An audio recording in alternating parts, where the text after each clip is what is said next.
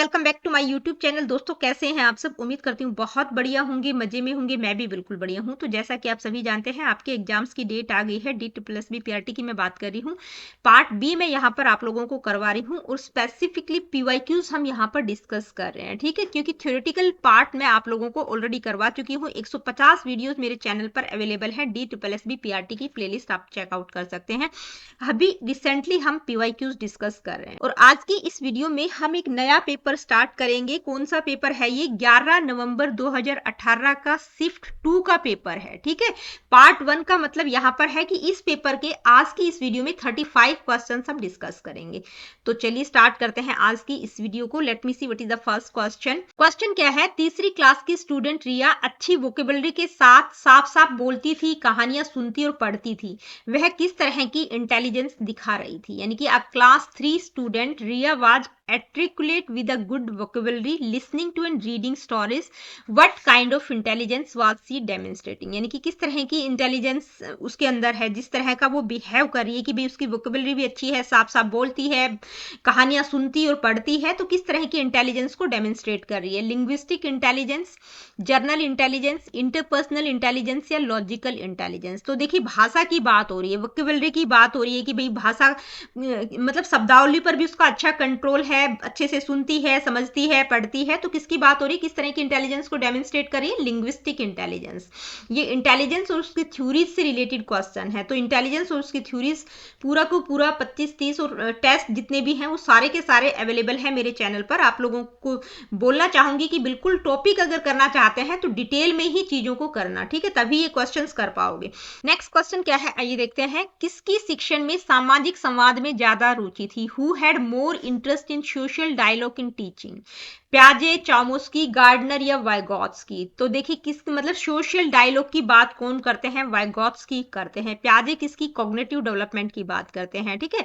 Chomsky की अगर हम बात करें तो भाषा की थ्योरीज उन्होंने दी है, ठीक है, लैंग्वेज की बात करते हैं। गार्डनर की मल्टीपल इंटेलिजेंस थ्योरी है। वाइगॉत्स्की की जो थ्योरी का नाम है वो क्या है? Socio cultural theory. Social interaction की बात करते हैं, कल्चरल टूल्स की बात करते हैं, ZPD का कॉन्सेप्ट हो गया, MKO हो गया, स्कैफोल्डिंग हो गया, ये वाइगॉत्स्की से रिलेटेड है। तो टीचिंग में यानी कि शिक्षण में सामाजिक संवाद में सबसे ज्यादा रुचि किसकी थी इनमें से?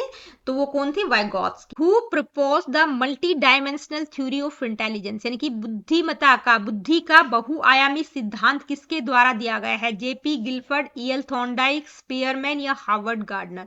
तो देखिए मल्टी डायमेंशनल थ्योरी की बात कौन करते हैं? JP गिलफर्ड करते हैं, ठीक है। इस मॉडल को हम SOI मॉडल के नाम से भी जानते हैं, ठीक है। SOI मॉडल का मतलब स्ट्रक्चर ऑफ इंटेलेक्ट, ठीक है।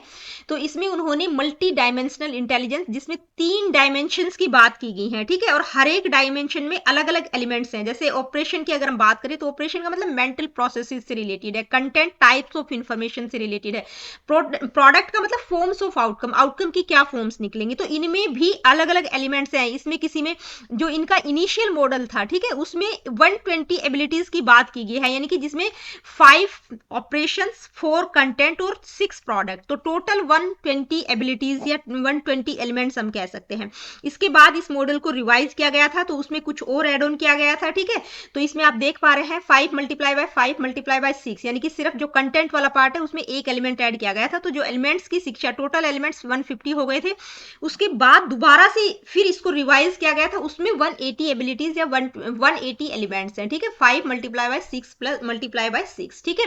तो ये ऑपरेशन में कौन कौन से एलिमेंट्स हैं? इनिशियल मॉडल में क्या क्या था, दोबारा रिवाइज किया गया तब क्या था, तीसरी बार रिवाइज किया गया तब क्या था। ये डिटेल में थ्योरी मेरे चैनल पर अवेलेबल है, डिटेल में देखेंगे तो ज्यादा बेहतर रहेगा। बाकी बेसिक इंफॉर्मेशन मैंने यहां पर भी आपको बता दी है।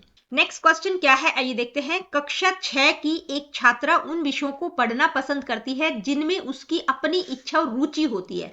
वह अपने शिक्षकों की चहेती है। इसका क्या अर्थ है? A class 6 student likes to read subjects in which she has her own desires and interest and is a favourite of her teachers, what does this means, यानी कि भाई अपने उन्हीं विषयों को पढ़ना पसंद करती है जिसमें उसकी रुचि है, जो उसकी इच्छा होती है, और साथ में उसके जो टीचर्स हैं वो भी उसको लाइक करते हैं। तो इसका मतलब क्या है, अपने माता पिता को आनंदित देखना चाहती है, want to see her parents happy, आंतरिक रूप से प्रेरित है, इंटरनली मोटिवेटेड है, एक्सटर्नली मोटिवेटेड है, desire to get good marks या अच्छे मार्क्स पाने की चाहत है। तो देखिए यहाँ पर बच्ची अपने तरीके से चीजें कर रही हैं और अपने तरीके से कर रही है, टीचर्स को भी वो बहुत पसंद है, यानी कि वो इंटरनली मोटिवेटेड है, ठीक है, यानी कि अपने अकॉर्डिंग सारी चीजों को कर रही है कि अपनी पसंद की चीजें करती है, जो उसकी इच्छा होती है, जो उसकी रुचि होती है, उस चीज को वो बेहतर तरीके से कर पा रही है, ठीक है। तो ये वो अपने आप मोटिवेट है, इंटरनली मोटिवेट है। नेक्स्ट क्वेश्चन क्या है, आइए देखते हैं। कक्षाओं में शिक्षण यंत्रों को किसने लोकप्रिय किया, who popularised teaching machines in classroom, किसके द्वारा किया गया था, थॉर्नडाइक, स्किनर या मारिया मोंटेसरी या पियाजे। तो देखिए सिंपल सा क्वेश्चन है, हम सभी जानते हैं किसके द्वारा किया गया था, स्किनर। स्किनर के द्वारा छोटे छोटे इंस्ट्रूमेंट्स बनाए गए थे, ठीक है, मतलब बच्चों को सिखाने के लिए उन्होंने जैसे एक पिजन बॉक्स बनाया या रैट को सिखाने के लिए उसने एक छोटा सा बॉक्स बनाया था, तो उनके द्वारा ये शिक्षण यंत्रों का प्रयोग किया गया था, ठीक है, उन्होंने लोकप्रिय किया था। इसके अलावा थॉर्नडाइक की अगर हम बात करें तो उनकी ट्रायल एंड एरर थ्योरी है, जिसमें उन्होंने कनेक्शनिज्म की बात की है, लॉज ऑफ लर्निंग की भी बात करते हैं। मारिया मोंटेसरी की अगर हम बात करें तो वो अपने एजुकेशनल मेथड जो कि सेल्फ डायरेक्टेड एक्टिविटी और हैंड ऑन लर्निंग पर बेस्ड है, उनके लिए बहुत ज्यादा जानी जाती है। पियाजे कॉग्निटिव डेवलपमेंट के लिए जाने जाते हैं, ठीक है, और स्किनर के द्वारा टीचिंग मशीन्स का प्रयोग किया गया था क्लासरूम में। आगे बढ़ते हैं, नेक्स्ट क्वेश्चन क्या है, आइए देखते हैं। निम्न में से कौन सा प्रभावी शिक्षण का विज्ञान है, which of the following is the science of effective teaching, andragogy, psychology, sociology या पैडागोजी। तो भाई टीचिंग को इफेक्टिव बनाने के लिए हम किस मेथड का प्रयोग करते हैं, पैडागोजी, किस तरह से पढ़ाना है, ठीक है, यानी कि प्रभावी शिक्षण का विज्ञान क्या है, तो वो क्या है, पैडागोजी, पढ़ाने का तरीका। पैडागोजी क्या होता है, specific discipline that deals with the theory and practice of teaching and how it influence learner development, ठीक है। नेक्स्ट क्वेश्चन क्या है, आइए देखते हैं। मानव विकास के क्षेत्र क्या है, what are the domains of human development, कौन कौन सी domain, cognitive, spiritual, emotional, physical, emotional, cognitive, physical, social and cognitive, psychological, cognitive and physical, ठीक है। तो देखिए 3 डोमेन्स हम पढ़ते हैं, ब्लूम्स टैक्सोनॉमी में भी पढ़ते हैं, जिसमें उन्होंने ह्यूमन डेवलपमेंट की बात की है, कौन कौन सी, कॉग्निटिव डोमेन, अफेक्टिव डोमेन और साइकोमोटर डोमेन। अब कॉग्निटिव डोमेन के अंतर्गत कॉग्निशन की बात होगी, अफेक्टिव डोमेन में आपका इमोशनल वाला एस्पेक्ट आ जाएगा, ठीक है, और इसके अलावा है फिजिकल जो कि साइकोमोटर डोमेन के अंतर्गत आएगा। तो ये 3 प्रॉपर सीक्वेंस दे रखी, सीक्वेंस नहीं कहेंगे, प्रॉपर आंसर होगा आपका, ठीक है। नेक्स्ट क्वेश्चन क्या है, आइए देखते हैं। According to Piaget's cognitive development theory, a child is capable of logical thinking in the dash period, यानी कि पियाजे के संज्ञानात्मक विकास सिद्धांत के अनुसार एक बच्चा अवधि में तार्किक रूप से सोचने में सक्षम होता है, कौन सी स्टेज में, concrete operational, pre operational, sensory motor या फॉर्मल ऑपरेशनल। तो देखिए आपका आंसर क्या होगा, कॉन्क्रीट ऑपरेशनल। पूछा क्या गया है, लॉजिकल थिंकिंग में कैपेबल होता है, यानी कि तार्किक रूप से सोचना वो शुरू कर देता है, मतलब उसमें वो कैपेबिलिटीज आनी शुरू हो जाती है। ये नहीं कि वो एक्सपर्ट हो गया कि भाई वो लॉजिकल, इंडक्टिव, डिडक्टिव थिंकिंग में बिल्कुल एक्सपर्ट है, एब्स्ट्रैक्ट थिंकिंग वो कर पा रहा है, नहीं, यहाँ पे पूछा क्या गया है कि कैपेबिलिटी है उसकी। जैसे हम बात करते हैं कि बच्चे में मतलब लॉजिकल रीजनिंग इमर्ज होना शुरू हो जाती है, वहां पर वो कंजर्वेशन का कॉन्सेप्ट समझना शुरू कर देता है कि भी तर्क लगाना वो सीख जाता है। तो कौन सी अवधि है वो, कौन सी स्टेज है, तीसरी स्टेज है कॉन्क्रीट ऑपरेशनल स्टेज, जहां से बच्चे में लॉजिक इमर्ज होना शुरू हो जाता है, लॉजिकल थिंकिंग की कैपेबिलिटीज मतलब आ जाती है, उसमें वो कैपेबल होता है उस टाइम पीरियड पर। नेक्स्ट क्वेश्चन क्या है, आइए देखते हैं। व्यक्तित्व का मतलब क्या है, व्हाट डज पर्सनैलिटी मीन, एक व्यक्ति के बारे में सभी पहलू, all aspects about a person, शारीरिक, मानसिक और सामाजिक पहलू, शारीरिक, भावनात्मक और सामाजिक पहलू, शारीरिक और मानसिक पहलू। तो देखिए पर्सनैलिटी का मतलब क्या है, ओवरऑल डेवलपमेंट, सभी एस्पेक्ट्स व्यक्ति के इंक्लूड होते हैं, physical, mental, social, emotional, moral, ठीक है। तो इसमें क्या आ जाएगा, all aspects about a person. Next question क्या है, आइए देखते हैं। अगर सभी जानवरों के पास 4 पैर होते हैं और यदि कुत्ता एक जानवर है और उसके 4 पैर हैं, तो इस प्रकार के तर्क को क्या कहा जाता है, if all animals have 4 legs and if a dog is an animal and it has 4 legs then what is this type of logic called, यानी कि इस तरह के लॉजिक को आप क्या कहेंगे, inductive, analogical reasoning, hypothetical reasoning या डिडक्टिव रीजनिंग। तो देखिए इस तरह के चीजों को हम क्या कहेंगे, यानी कि आप एक जर्नल रूल से स्पेसिफिक केस पर जा रहे हैं। जर्नल रूल बता दिया है कि भाई सभी जानवरों के 4 पैर हैं, कुत्ता एक जानवर है और उसके 4 पैर हैं, ठीक है। तो ये क्या है, ये किस तरह की रीजनिंग है, डिडक्टिव रीजनिंग है, ठीक है। यानी कि एक पर्टिकुलर नियम से आप स्पेसिफिक नियम से आप उदाहरण की तरफ जा रहे हैं, ठीक है। नियम, जर्नल रूल क्या है, यानी कि यहाँ पर इसमें क्या होता है, जर्नल रूल। एंड इसमें डिडक्टिव रीजनिंग किससे स्टार्ट होती है, जर्नल रूल से, कि भाई आपको फॉर्मूला बता दिया है, उसको आपको अप्लाई करना है। तो यही हो रहा है यहाँ पर कि आपको बता दिया गया भाई सभी जानवरों के 4 पैर होते हैं और कुत्ता एक जानवर है तो उसके 4 पैर हैं, ठीक है। तो ये डिडक्टिव रीजनिंग है जिसमें general rule to specific case हो अप्लाई करते हैं हम चीजें कंक्लूजन पर पहुंचने के लिए। जैसे इसमें क्या कहा है, all animals have 4 legs, a dog is an animal. तो कंक्लूजन क्या होगा, डॉग हैज 4 लेग्स। तो ये डिडक्टिव रीजनिंग है। अब इंडक्टिव रीजनिंग की अगर हम बात करें तो वो स्पेसिफिक टू जर्नल होता है, यानी कि एक उदाहरण से आप एक नियम पर पहुंचते हैं। लेकिन डिडक्टिव में नियम बता रखा है, उससे उसको आपको एनालाइज करना है, अप्लाई करना है, ठीक है, स्पेसिफिक केस में। एनालॉजिकल रीजनिंग की अगर हम बात करें तो वो सिमिलरिटीज पर बेस्ड होती है, नोट ऑन रूल्स, ठीक है, रूल्स पर बेस्ड नहीं होती। हाइपोथेटिकल रीजनिंग की अगर हम बात करें तो वो इमेजिनरी सिचुएशंस पर बेस्ड होती है, इफ और देन वाली जो सिचुएशंस होती है कि ये होगा तो ये सिचुएशन हो सकती है, ठीक है। नेक्स्ट क्वेश्चन क्या है, आइए देखते हैं। In human being the direction of development is, मानव में विकास की दिशा क्या होती है, distal to proximo, caudal to cephalo, cephalo to caudal, only cephalo. तो देखिए क्या क्या डायरेक्शन होती है। तो देखिए इसमें क्या दे रखा है, पहला क्या है, डिस्टल प्रॉक्सिमो, यानी कि डिस्टल का मतलब बाहर से केंद्र की तरफ, तो उल्टा दे रखा है। प्रॉक्सिमो डिस्टल की हम बात करते हैं, प्रॉक्सिमो डिस्टल होता तो ठीक है, यानी कि प्रॉक्सिमो पहले होता डिस्टल बाद में होता, तो ये बिल्कुल करेक्ट था। तो ये ऑप्शन आपका गलत हो गया। कोडल टू सेफ्लो, कोडल टू सेफ्लो नहीं होता, यानी कि पूंछ से सिर की तरफ नहीं होता, सेफ्लो कोडल होता है, यानी कि हेड टू टो होता है, टो से हेड की तरफ नहीं होता। तो ये आपका ऑप्शन ये भी गलत हो गया। इसके बाद है सेफ्लो टू कोडल, सेफ्लो टू कोडल का मतलब है सिर से पूंछ की तरफ, यानी कि हेड टू टो डेवलपमेंट हो रहा है। तो ये बिल्कुल आपका ऑप्शन करेक्ट है। और नेक्स्ट ऑप्शन क्या है, ओनली सेफ्लो, तो ये भी गलत है, ठीक है। तो आपको देखना है दो तरह के प्रिंसिपल्स की, प्रिंसिपल्स जो डेवलपमेंट के हम पढ़ते हैं तो दो इंपॉर्टेंट है, एक है सेफ्लोकोडल प्रिंसिपल और दूसरा है प्रॉक्सिमो डिस्टल। तो नाम दे रखे हैं ये उल्टे फुल्टे करके दे रखे हैं, ठीक है। प्रॉक्सिमो डिस्टल होता ये पहला वाला, प्रॉक्सिमो पहले होता डिस्टल बाद में होता, तो ये बिल्कुल करेक्ट होता, ये उल्टा दे रखा है।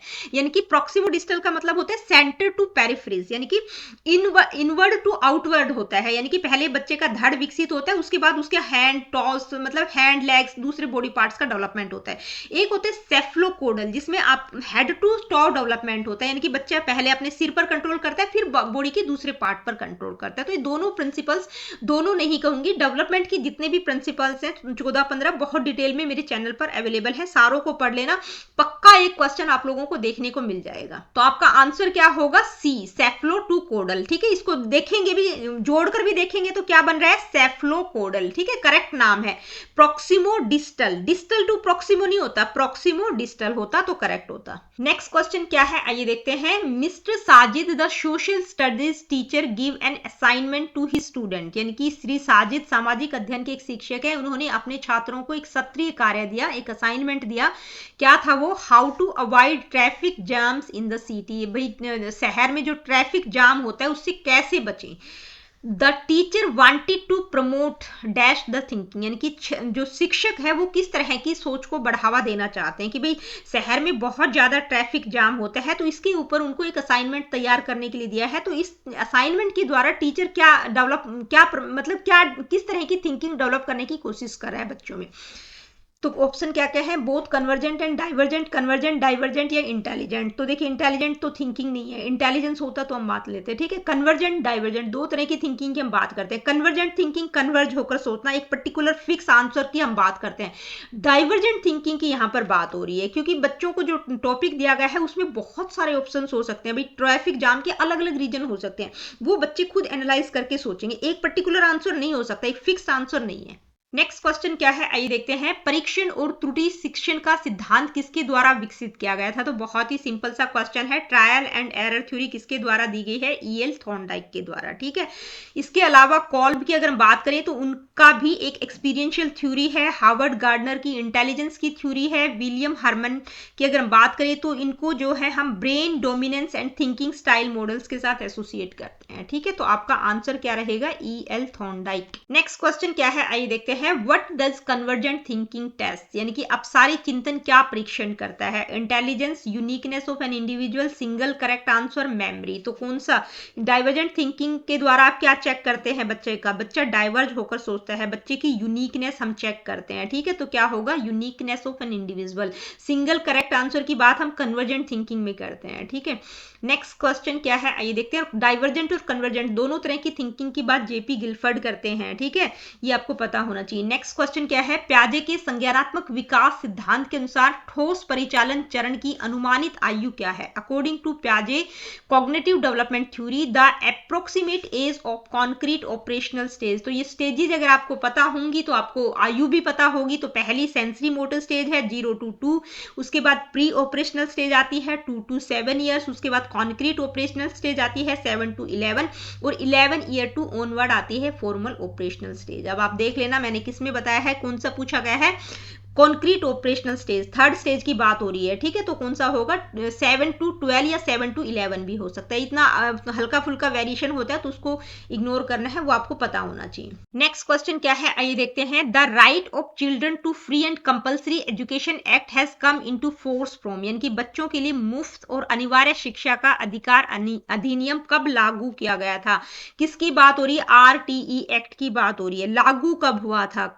कम इनटू फोर्स फ्रॉम, बच्चों के लिए मुफ्त और अनिवार्य शिक्षा का अधिकार अधिनियम कब लागू किया गया था? तो कब किया गया था? अप्रैल 2010 में लागू किया गया था। ठीक है, तो इसके बारे में थोड़ा सा हम जान लेते हैं। आरटीई एक्ट 2009, ठीक है, was implemented from 1 April 2010 across India. Implementation 1 अप्रैल 2010 को हुआ था, लेकिन अगर इसमें क्या कहा गया है? It makes education free and compulsory for child. कौन सी एज ग्रुप के बच्चों के लिए फ्री और कंपल्सरी एजुकेशन की बात की गई है? 6 to 14 years. It is based on, किस आर्टिकल पर ये बेस्ड है? तो ये आर्टिकल 21A जो कि एजुकेशन से ही रिलेटेड है, उस पर ये बेस्ड है। आरटीई एक्ट पास कब हुआ था? 2009 में हुआ था और इम्प्लीमेंटेशन कब हुआ था? 1 अप्रैल 2010 को। ठीक है, तो इसको हम आरटीई एक्ट 2009 के नाम से जानते हैं क्योंकि पास हुआ था 2009 में। नेक्स्ट क्वेश्चन क्या है, आइए देखते हैं। निम्न में से किसे ह्यूरिस्टिक पद्धति भी कहा जाता है? अनुमानी पद्धति कहा जाता है। Which of the following is also called heuristic method? Discovery method, project method, problem solving method या लेक्चर मेथड? तो ह्यूरिस्टिक मेथड का दूसरा नाम क्या है? Discovery method. यानी कि ह्यूरिस्टिक मेथड किस चीज पर इंफोसाइज करता है? Learning by discovery. ठीक है, मतलब खोज करना। Students learn by exploring, experimenting and finding out facts on their on. खुद खोज करने की कोशिश करते हैं, एक्सप्लोर करने की कोशिश करते हैं, एक्सपेरिमेंट करते हैं। The teachers acts as a guide not a direct instructor, यानी कि टीचर सिर्फ गाइड करता है, ठीक है, एक डायरेक्ट इंस्ट्रक्टर के रूप में नहीं होता। Hence the heuristic method is also known as the discovery method. ठीक है, आई होप की चीजें पता चल गई होंगी। आंसर क्या होगा? Discovery method. नेक्स्ट क्वेश्चन क्या है, आइए देखते हैं। भारत में स्कूली शिक्षा को मोटे तौर पर कितने चरणों में वर्गीकृत किया जा सकता है? In how many stages can school education in India B broadly classified? 2, 5, 4 या 3? तो देखिए ओवरऑल अगर हम बात करें तो कितनी 4 स्टेजेस में वर्गीकृत किया जाता है। कौन कौन सी? प्राइमरी, अपर प्राइमरी जिसको हम मिडिल भी बोल देते हैं, उसके बाद सेकेंडरी और सीनियर सेकेंडरी स्टेजेस। तो देखिए ये जो क्वेश्चन है ये एनईपी 2020 से रिलेटेड नहीं है, लेकिन एनईपी 2020 की भी अगर हम बात करें, एनईपी 2020 की अगर हम बात करें तो उसमें भी क्या फॉर्मेट दिया गया है? 5+3+3+4, 4 स्टेजेस की ही बात की गई है। ठीक है, 5 वाली मतलब फाउंडेशनल, उसके बाद प्रिपरेटरी, मिडल और सेकेंडरी स्टेज। एनईपी 2020 से पहले भी मोटे तौर पर 4 चरणों में विभाजित किया जाता है स्कूल एजुकेशन को। कौन कौन से? एक होता है प्राइमरी, उसके बाद मिडल, सेकेंडरी और सीनियर सेकेंडरी। ठीक है, नेक्स्ट क्वेश्चन क्या है, आइए देखते हैं। शून्य पाठ्यक्रम क्या है? What is null curriculum? Null curriculum का मतलब क्या है? पाठ्यक्रम जिसमें शून्य उद्देश्य है, यानी कि curriculum that has zero objectives, curriculum that students do not learn, curriculum that uses zero methods, curriculum that teachers do not teach. तो देखिए नल करिकुलम का मतलब है कि इंटेंशनली और unintentionally left out of the teaching learning process, यानी कि teachers उसको पढ़ाते नहीं है, ठीक है, छोड़ दिया जाता है, इंटेंशनली भी और अनइंटेंशनली भी वो छूट जाता है, उसको हम नल करिकुलम कहते हैं, ठीक है। अब ये जो नल करिकुलम है इसकी बात कौन करते हैं, यानी कि किसके द्वारा कॉन्सेप्ट दिया गया है, तो वो कौन है, एलियोट एल्जिनर। ये नाम थोड़ा सा ध्यान में रख लेंगे तो बेहतर है। नेक्स्ट क्वेश्चन क्या है, आइए देखते हैं। पाठ्यक्रम की निर्धारक क्या है, डिटर्मिनेंट्स पूछे गए हैं कि भाई पाठ्यक्रम को जब आप निर्धारित करेंगे तो मतलब कौन से निर्धारक क्या है, किस तरह से निर्धारित करेंगे, तो क्या क्या चीजें उसमें होनी चाहिए। Objectives, methodology, evolution, basic needs, social aspect, cultural factor, structure, development, implementation, individual attention and social needs. तो देखिए अगर चारों ऑप्शंस की अगर हम बात करें तो पहला ऑप्शन क्या है, ऑब्जेक्टिव, मेथोडोलॉजी और इवोल्यूशन। तो ये इंटरनल कंपोनेंट्स हैं किसी भी इंस्ट्रक्शनल प्लान के, ठीक है, कि भाई ऑब्जेक्टिव्स क्या रहेंगे, मेथोडोलॉजी क्या रहेगी, इवोल्यूशन क्या होगा, तो ये डिटर्मिनेंट नहीं है, ठीक है। तो आपका पहला ऑप्शन यहां से बिल्कुल गलत हो गया। बुनियादी जरूरतें, सामाजिक पहलू और सांस्कृतिक कारक, ये आपका ऑप्शन बिल्कुल करेक्ट रहेगा, क्योंकि ये क्या है, ये external societal and human factors हैं जो डिसाइड करते हैं प्रायोरिटीज ऑफ एजुकेशन को, यानी कि एजुकेशन की प्रायोरिटीज क्या रहेंगी। भाई बेसिक नीड का मतलब लर्नर की बेसिक नीड क्या है, सोसाइटी की क्या एक्सपेक्टेशन है, कल्चरल फैक्टर्स जिसमें आपका हेरिटेज, लैंग्वेज, ये सारी चीजें आ जाएंगी, ठीक है। तो डिटर्मिनेंट ऑफ करिकुलम क्या होता है, आर द फैक्टर्स जो इन्फ्लुएंस करते हैं selection, organisation and design of curriculum. भाई आप करिकुलम को मतलब सेलेक्ट कर रहे हैं, ऑर्गेनाइज कर रहे हैं और किस तरह से डिजाइन करेंगे, जब किन किन चीजों का आप ध्यान रखेंगे, तो कौन सी चीजें उसको डिटरमाइन करती हैं। तो कौन सा आपका बी ऑप्शन बिल्कुल करेक्ट रहेगा कि भाई स्टूडेंट्स की बेसिक नीड, सोसाइटी की क्या एक्सपेक्टेशन है और कल्चरल फैक्टर्स को भी ध्यान में रखेंगे, ठीक है।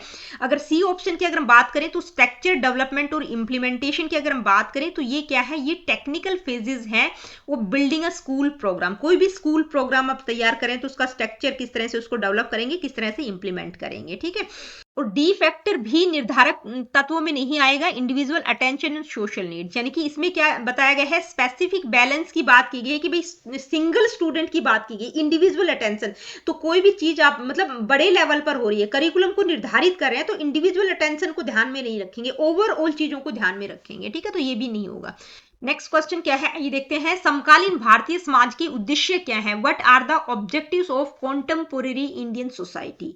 सामाजिक और राष्ट्रीय एकीकरण की भावना विकसित करना, developing a sense of social and national integration, developing skills and values for international education, increase in value education and modernization for social and national integration, increasing productivity and acceleration of the process of modernization, यानी बढ़ती उत्पादकता और आधुनिकीकरण की प्रक्रिया का त्वरण, ठीक है, इंक्रीज करना प्रोडक्टिविटी को और एक्सेलरेट करना मॉडर्नाइजेशन के प्रोसेस। तो देखिए आपका पहला ऑप्शन क्या कहता है, developing a sense of social and national integration, तो ये किस चीज पर फोकस करता है, यूनिटी बिल्ड करने पर फोकस करता है within the country. Option B की अगर बात करें, developing skills and values for international education, तो ये ग्लोबल कॉन्टेक्स्ट में बात की गई है, प्रिपेयरिंग सिटीजन्स को, अलग मतलब ग्लोबल कॉन्टेक्स्ट में सिटीजन्स को तैयार करना इंटरनेशनल एजुकेशन के लिए, तो ये तो समकालीन भारतीय शिक्षा का उद्देश्य नहीं होगा, ठीक है। सी ऑप्शन क्या कहता है, increase in value education and modernisation for social and national integration, तो ये आपका ऑप्शन बिल्कुल करेक्ट रहेगा, यानी कि कॉन्टेम्पोरेरी इंडियन सोसाइटी के जो ऑब्जेक्टिव्स है उसमें क्या आ जाएगा, वैल्यू एजुकेशन पर भी इंफोसाइज किया जाना चाहिए, modernisation plus social and national integration की भी बात की गई है, यानी कि एक बैलेंस डेवलपमेंट पर फोकस करता है ये वाला ऑप्शन। और डी ऑप्शन को अगर हम देखें तो इसमें क्या कहा गया है, प्रोडक्टिविटी को इंक्रीज करने पर फोकस किया गया है, यानी कि इकोनॉमिक आउटपुट और rapid adaptation of new technologies and structure की बात की गई। तो आपका सबसे जो बेस्ट ऑप्शन रहेगा वो क्या रहेगा, option C, increase in value education and modernisation for social and national integration. Next question क्या है, आइए देखते हैं। The quasi permanent absence of the learning group is throughout the length of the learning process so that people are usually taught as individuals and not in groups.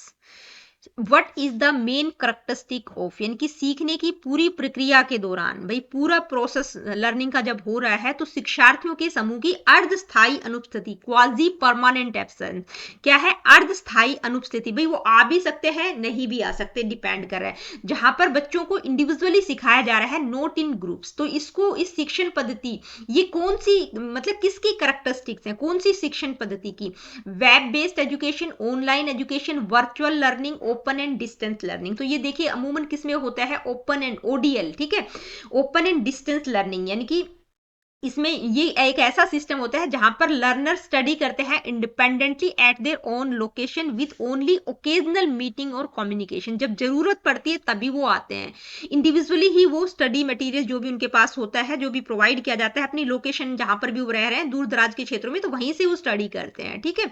तो उसको कहा गया है द क्वाजी परमानेंट एब्सेंस, यानी कि मतलब शिक्षार्थियों के समूह की अर्धस्थायी अनुपस्थिति, ठीक है। Quasi permanent absence of a learning group का मतलब है कि भाई जो लर्नर्स हैं वो इंडिविजुअली स्टडी करते हैं, not in face to face groups, ठीक है। इसमें क्या होता है, learning take place through self instructional materials, media and occasional support rather than continuous classroom interaction. This feature clearly distinguish ODL from online और web based education where group interaction can be frequent, यानी कि web based education, online education में तो group interaction होता है, ठीक है, लेकिन इसमें नहीं होता ओपन एंड डिस्टेंस लर्निंग में। तो आपका आंसर क्या रहेगा, open and distance learning. Next question क्या है, आइए देखते हैं। गणित पहेली को हल करने के लिए बच्चे निम्न में से किस विधि का उपयोग करता है, which of the following methods does a child use to solve math puzzles, यानी कि मैथ पजल्स को सोल्व करने के लिए बच्चा इनमें से कौन से मेथड का प्रयोग करेगा। कोई भी मैथ पजल है उसको सोल्व करने के लिए एडेप्टेशन, क्लासिकल कंडीशनिंग, ऑपरेंट या ट्रायल एंड एरर। तो देखिए मैथ की पजल को सोल्व करने के लिए बच्चा क्या करता है, बार बार मतलब उसको ट्राई करेगा, बार बार करेगा, कहीं गलती होगी फिर दोबारा से करेगा, फिर गलती होगी, मतलब बार बार वो ट्रायल कर रहा है, एरर कर रहा है। तो कौन से मेथड का प्रयोग करेगा, trial and error method. Adaptation method की अगर बात करें तो इन्वायरमेंट में अडेप्ट करना, ठीक है, न्यू सिचुएशंस में अडेप्ट करना। क्लासिकल कंडीशनिंग में हम क्या करते हैं, दो स्टिमुलस को एसोसिएट करके चीजों को सिखाते हैं। ऑपरेंट कंडीशनिंग थ्योरी, इसमें क्या होता है, कॉन्सिक्वेंसेस, रिवॉर्ड और पनिशमेंट के ऊपर बेस्ड होते हैं, स्किनर की है, ठीक है।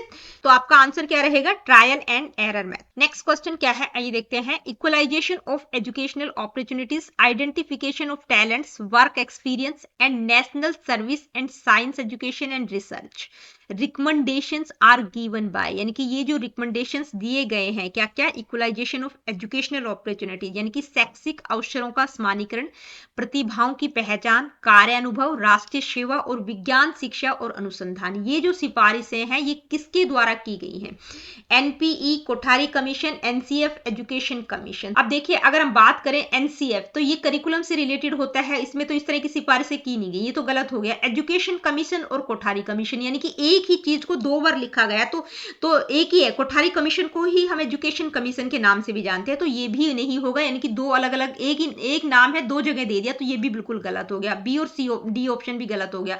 क्या बचा आपका, सिर्फ NPE, ठीक है। तो ये जो किसमें कहा गया है, नेशनल पॉलिसी ऑन एजुकेशन, जो कि 1968 में आई थी, उसकी एक रिपोर्ट थी, ठीक है, ओरिजिनली मतलब उसमें एक रिपोर्ट थी जिसका टाइटल था एजुकेशन एंड नेशनल डेवलपमेंट, उसमें ये चीजें कही गई हैं। These specific headings were formally codified and recommended to the nation as a framework in the national policy on education, उसमें ये चीजें कही। तो NPE 1968 में ये रिकमेंडेशंस दी गई हैं, ठीक है। अगर आपको समझ भी नहीं आए तो देखिए कोठारी कमीशन, एजुकेशन कमीशन का अगर डाउट भी रहे तो आपको पता क्लियरली चल रहा है कि भी कोठारी कमीशन हो नहीं सकता, क्योंकि दो जगह नाम दे रखा है, ठीक है।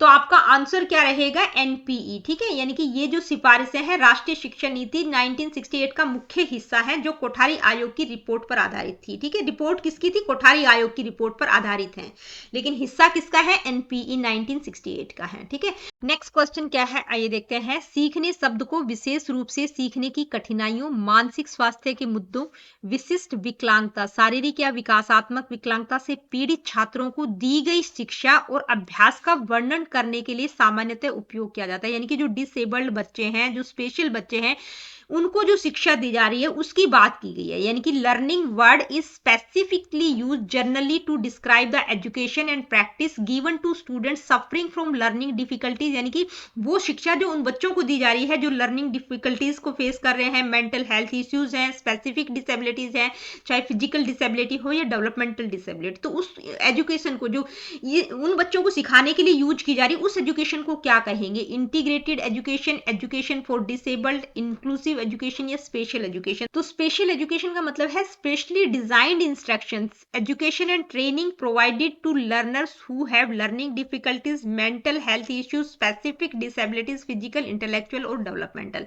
इसमें इंडिविजुअलाइज सपोर्ट पर फोकस किया जाता है, अडेप्टेड मेथड्स होते हैं, स्पेशल सर्विसेज होते हैं to meet the unique needs of such student, ताकि उनकी जो यूनिक अलग अलग नीड्स है उनको पूरा किया जा सके। तो इस तरह के बच्चों को जब सिखाया जाता है तो उसके लिए हम स्पेशल एजुकेशन वर्ड इसमें से यूज करेंगे, ठीक है। नेक्स्ट क्वेश्चन क्या है, आइए देखते हैं। सामाजिक पाठ्यक्रम का मुख्य उद्देश्य क्या है? मेन ऑब्जेक्टिव किसका? सोशल करिकुलम का पूछा गया है, ठीक है। सोशल करिकुलम की बात की गई। सोशल करिकुलम का main objective socialisation among students, meeting social needs, bringing change in society, teaching social science. तो देखिए सोशल करिकुलम का मतलब है बच्चे का सोशलाइजेशन, ठीक है। सोशल करिकुलम किस पर फोकस करता है? Learn social values, norms and behaviours, interpersonal skills को, कोऑपरेशन को, रिस्पॉन्सिबिलिटीज को डेवलप करता है, adjust effectively with family, school and society. Therefore its primary objective is socialisation. तो किसकी बात हो रही है? सोशलाइजेशन की बात हो रही है। सोशलाइजेशन का मतलब क्या होता है? Preparing students to live and interact meaningfully in society, ठीक है। तो सोशल करिकुलम का मेन ऑब्जेक्टिव यही है कि बच्चा समाज में बेहतर तरीके से रह पाए, ठीक है। नेक्स्ट क्वेश्चन क्या है, आइए देखते हैं। हम इंट्रानेट कैसे प्राप्त करते हैं, ठीक है। इंट्रानेट की बात हो रही है, इंटरनेट की बात नहीं हो रही। थ्रू वैन, थ्रू ब्रॉडबैंड, थ्रू मैन या थ्रू लैन, ठीक है। ये मैन, लैन, वैन क्या होते हैं, इनकी फुल फॉर्म आपको पता होना चाहिए। अगली स्लाइड में मैंने इंक्लूड किया है। वैन का मतलब वाइड एरिया नेटवर्क, मैन का मतलब मेट्रोपॉलिटन एरिया नेटवर्क, और लैन का मतलब होता है लोकल एरिया नेटवर्क। तो जो इंट्रानेट होता है छोटी लेवल पर होता है, लोकल एरिया नेटवर्क के अंतर्गत आएगा, ठीक है। यानी कि जैसे किसी बिल्डिंग को, किसी स्पेसिफिक स्कूल की बिल्डिंग है, कोई यूनिवर्सिटी कैंपस है, कोई ऑफिस है, कोई कंपनी है, ठीक है, उनका अपना नेट जो होता है उसको हम इंट्रानेट बोलते हैं। लोकल एरिया नेटवर्क की हम बात करें तो क्या होगा? लोकल एरिया नेटवर्क के थ्रू हम इंटरनेट प्राप्त करते हैं। छोटी लेवल पर बात हो रही है, ठीक है। अब ये तीन टर्म बहुत इंपॉर्टेंट है, लैन, मैन, वैन। हालांकि आईसीटी की जो वीडियोस मैंने करवा रखी है उनमें सारी चीजें बिल्कुल डिटेल में मैंने समझा रखी है विद एग्जांपल्स। तो लैन का मतलब लोकल एरिया नेटवर्क, स्मॉल मतलब ज्योग्राफिक एरिया इसमें कौन सा आ जाएगा? स्मॉल होता है इसका ज्योग्राफिक एरिया। ऑफिस हो गया, होम हो गया, कोई स्कूल की बिल्डिंग हो गया, यूनिवर्सिटी कैंपस हो गया, ठीक है। इंट्रानेट एक्सेस, इसमें हम लोग मतलब इंटरनेट को एक्सेस करने के लिए होता है। Man metropolitan area network medium होता है, यानी कि उससे थोड़ा सा बड़ा होता है, मतलब किसी सिटी लेवल पर होता है, ठीक है। कनेक्टिंग मल्टीपल ऑफिसेज इन अ सिटी, किसी एक सिटी में बहुत सारे ऑफिसेज है उनको आपस में कनेक्ट करना। इसके बाद है वैन, ठीक है। वैन का मतलब वाइड एरिया नेटवर्क, भाई लार्ज कंट्री वर्ल्ड लेवल पर होता है। इंटरनेट जिसके थ्रू हम एक्सेस करते हैं, पूरा वर्ल्ड इंटरनेट को एक्सेस करता है, ठीक है। तो ये तीन टर्म बहुत इंपॉर्टेंट है, आप लोगों को आई होप समझ आ गई होंगी। नेक्स्ट क्वेश्चन क्या है, आइए देखते हैं। पीडब्ल्यूडी का पूर्ण रूप क्या है? What is the full form of PWD? Persons with disability, persons without disabilities, people with differences, people with deformities. तो नीचे के दो ऑप्शन, क्या तीनों ही ऑप्शन गलत है? कौन सा हो गया? Persons with disabilities, without disabilities नहीं, विद डिसेबिलिटीज, ठीक है। पीडब्ल्यूडी एक्ट, तो पीडब्ल्यूडी एक्ट 1995 क्या है ये मैंने डिटेल में करवा रखा है। इसके अलावा आरपीडब्ल्यूडी एक्ट 2016 वो भी डिटेल में है, कितनी डिसेबिलिटीज है दोनों में, पहले में कितनी है, पीडब्ल्यूडी एक्ट जो 1995 में आया था उसमें कितनी डिसेबिलिटीज हैं, आरपीडब्ल्यूडी एक्ट में कितनी डिसेबिलिटीज हैं, ठीक है। सारी चीजें डिटेल में करवा रखी हैं, जरूर सजेस्ट करूंगी आप लोगों को देखने के लिए। नेक्स्ट क्वेश्चन क्या है, आइए देखते हैं। लोग वरिष्ठ माध्यमिक स्तर पर विज्ञापनों और सरकारी या गैर सरकारी संस्थानों के बीच के संबंधों को समझने में बच्चों को शामिल करने के लिए सबसे बेहतर उपकरण क्या है? Means what is the best tool for involving students in understanding the relationship between advertisements and government और non government institutions at the senior secondary level. यानी कि बच्चों को इन्वॉल्व करना किसमें, किसके रिलेशनशिप को समझने के लिए कि जो एडवर्टाइजमेंट और गवर्नमेंट और जो नॉन गवर्नमेंट इंस्टीट्यूशंस है उनका क्या रिलेशनशिप है। सीनियर सेकेंडरी लेवल की बात हो रही है कि भाई वरिष्ठ माध्यमिक स्तर पर बच्चे किस तरह से, मतलब आप किस तरह से बच्चों को इन्वॉल्व कर सकते हैं, तो उसके लिए किस टूल का आप प्रयोग करेंगे? एनसीईआरटी, सीबीएसई, एनसीएफ या एनपीई? तो देखिए एनसीईआरटी, सीबीएसई और एनपीई का नहीं करेंगे, किसका करेंगे? एनसीएफ। एनसीएफ का मतलब करिकुलम, नेशनल करिकुलम फ्रेमवर्क।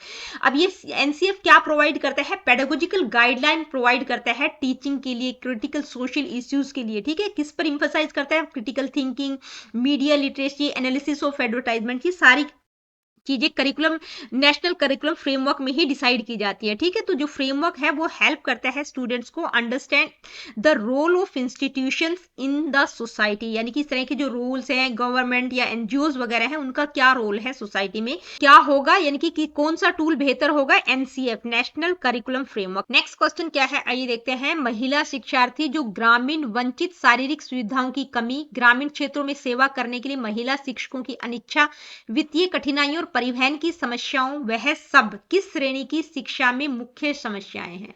यानी कि जो फीमेल लर्नर्स हैं जो रूरल एरिया से बिलोंग करती हैं, फिजिकल फैसिलिटीज का अभाव है, फीमेल टीचर्स जो है रूरल एरियाज में काम नहीं करना चाहती, फाइनेंशियल डिफिकल्टीज, ट्रांसपोर्ट की प्रॉब्लम्स आर मेजर प्रॉब्लम्स। ये जितनी भी मेजर प्रॉब्लम्स है ये किस कैटेगरी ऑफ एजुकेशन में आएंगी, in which category of education, girls students, rural students, disabled students या ट्राइबल स्टूडेंट्स। तो ये किसकी बात हो रही है, गर्ल्स की बात हो रही है। ठीक है, सभी के लिए है। ठीक है, कि भाई इश्यू क्या है, रूरल बैकग्राउंड है, इनएडिकेट फैसिलिटीज हैं, शॉर्टेज ऑफ फीमेल टीचर्स है, फाइनेंशियल कंस्ट्रेंट्स हैं, ट्रांसपोर्ट प्रॉब्लम्स है, are gender specific barriers that are predominantly affect girls education specially in rural areas. यानी कि जो रूरल एरियाज में गर्ल्स रह रही है स्पेशली उनको प्रभावित करती है, तो गर्ल एजुकेशन से रिलेटेड है।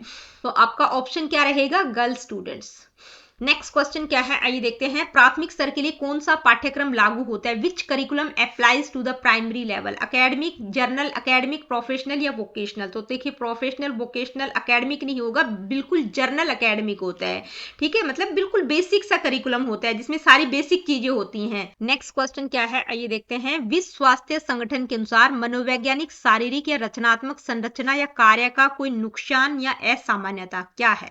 According to the World Health Organization, what is any loss or abnormality of psychological, physiological और anatomical structure और function। ठीक है, यानी कि WHO के अकॉर्डिंग किसी भी व्यक्ति का कोई लॉस है, यानी कि साइकोलॉजिकल हो सकता है, फिजियोलॉजिकल बॉडी से रिलेटेड हो सकता है, किसी स्ट्रक्चर फंक्शन से रिलेटेड हो सकता है, बॉडी के स्ट्रक्चर की बात हो रही है, तो उसको हम क्या कहेंगे, इम्पेयरमेंट, डिसेबिलिटी, मेंटल हेल्थ या हैंडीकेप। तो उसके लिए हम कौन सा शब्द यूज करेंगे, इम्पेयरमेंट, यानी कि उस मतलब उसको क्षति है उस चीज की। ठीक है, जैसे बॉडी के किसी पार्ट में कोई एबनॉर्मलिटी है या बॉडी का कोई जैसे अंगूठा नहीं है, फिंगर नहीं है, कट गया है, तो उसको हम इम्पेयरमेंट कहेंगे। ठीक है, तो इम्पेयरमेंट का मतलब क्या होता है, एनी लॉस और abnormality of psychological, physiological, anatomical structure और फंक्शंस, यानी कि बायोलॉजिकल मेडिकल कंडीशन होती है, नॉट अबाउट सोशल पार्टिसिपेशन। ठीक है, यहाँ पर जो तीन टर्म है, इम्पेयरमेंट, डिसेबिलिटी और हैंडीकैप, बहुत ही इंपॉर्टेंट टर्म है, इनमें डिफरेंस आपको पता होना चाहिए। बहुत बार पूछा जाता है, मैंने हालांकि चैनल पर बिल्कुल डिटेल में बहुत अच्छे सिंपल से एग्जांपल्स के साथ करवा रखा है, लेकिन शॉर्ट में मैं आप लोगों को यहाँ पर एक इमेज दिखा रही हूँ, वहां से आपको पता चल गया होगा।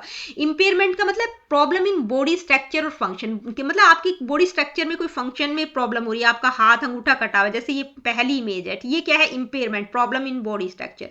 दूसरा है डिसेबिलिटी, का मतलब क्या होता है, लिमिटेशन इन परफॉर्मिंग एक्टिविटीज, यानी कि आपको कोई प्रॉब्लम है जिसके कारण आप एक्टिविटीज को परफॉर्म नहीं कर पा रहे, उसको डिसेबिलिटी कहा गया कि भाई आप डिसेबल हैं। ठीक है, हैंडीकेप का मतलब डिसएडवांटेज इन सोशल पार्टिसिपेशन, यानी कि भाई आप जैसे किसी गेम में खेलना चाहते हैं लेकिन आपको प्रॉब्लम होने की वजह से आपका सोशल पार्टिसिपेशन नहीं है, आप उस चीज में पार्टिसिपेट नहीं कर पा रहे।